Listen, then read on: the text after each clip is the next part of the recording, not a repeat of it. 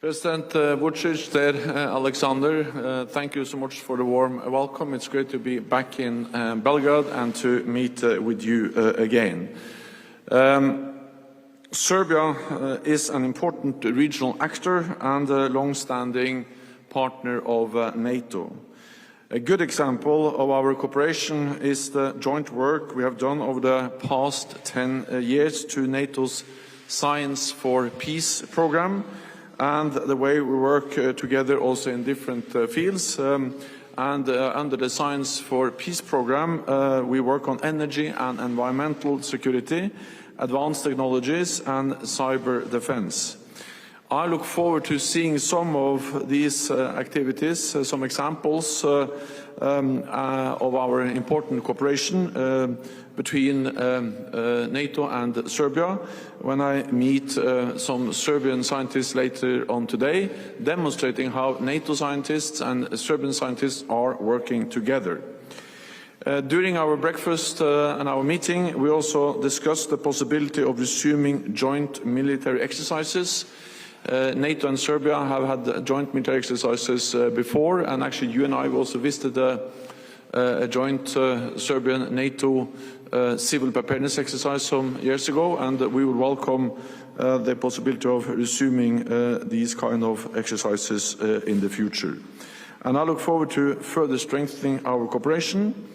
And President Vucic and I, we just discussed the recent tensions in the north of Kosovo and the continued importance of NATO's KFOR peacekeeping mission.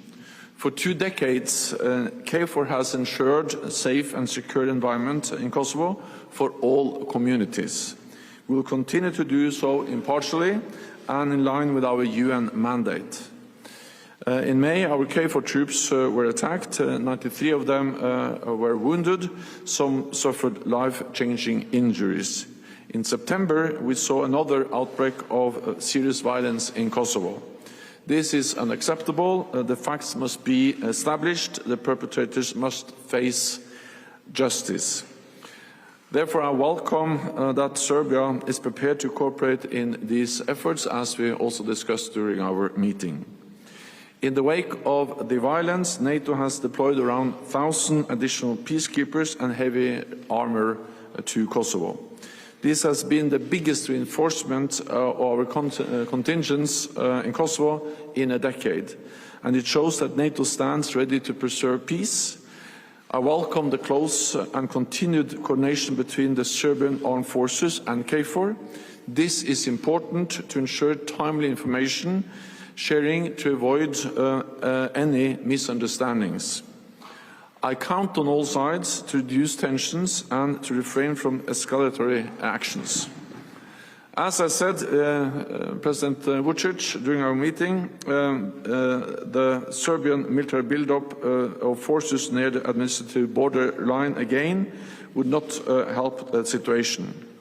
I welcome the EU's latest proposals for the establishment of the accession of the Association of Serb-majority municipalities in Kosovo.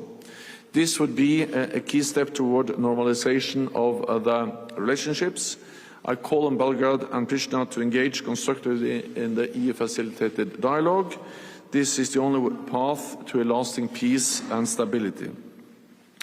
We also discussed Russia's war against Ukraine.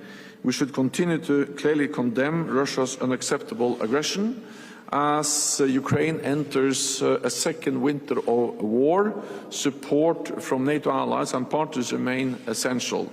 So President Vucic, dear Aleksandar, it's great to be back, and thank you for a very constructive and good meeting.